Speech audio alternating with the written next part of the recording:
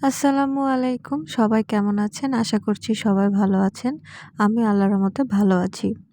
তো আজ অনেকদিন পর রান্নার ভিডিও নিয়ে চলে আসলাম। আশা করছি আপনাদের সকলের ভালো লাগবে।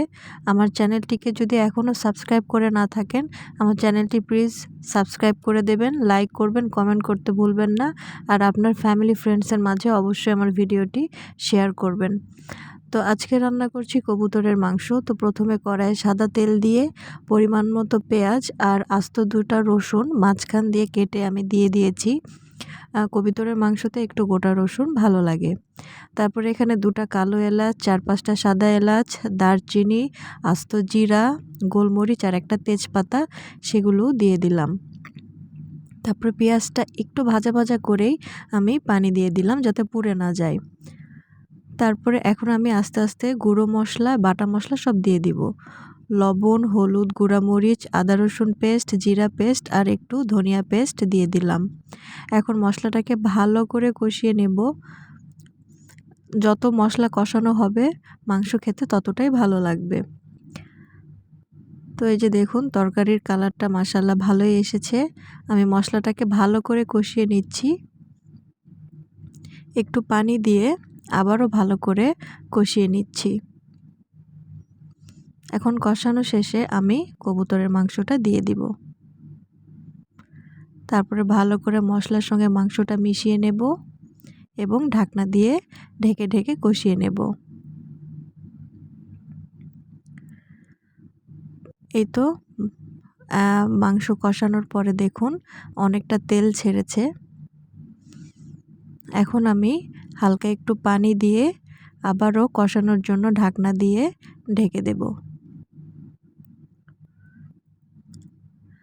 কবুতরের মাংস এতটা সেদ্ধ করতে হয় না, মানে এতটা শক্ত হয় না, যার কারণে খুব বেশি সময়ও লাগে না রান্না করতে।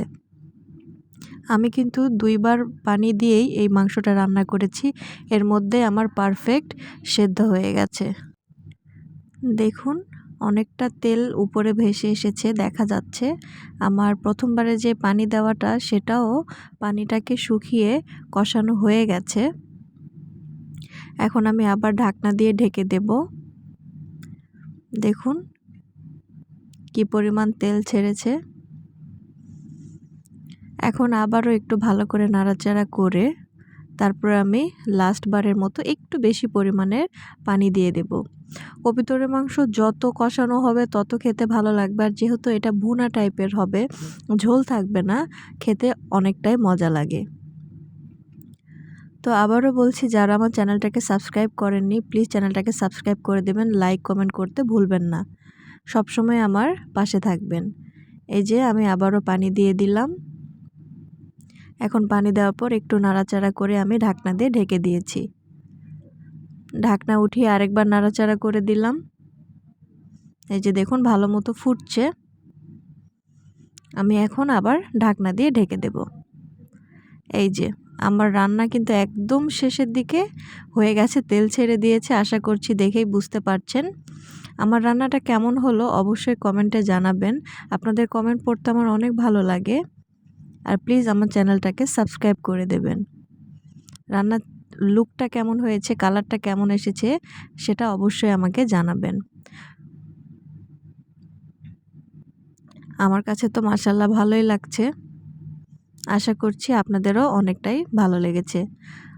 সবাই ভালো থাকবেন, সুস্থ থাকবেন আর সবসময় সায়াং আরশি চ্যানেলের সাথেই থাকবেন। Thank you for watching. আল্লাহ হাফেজ।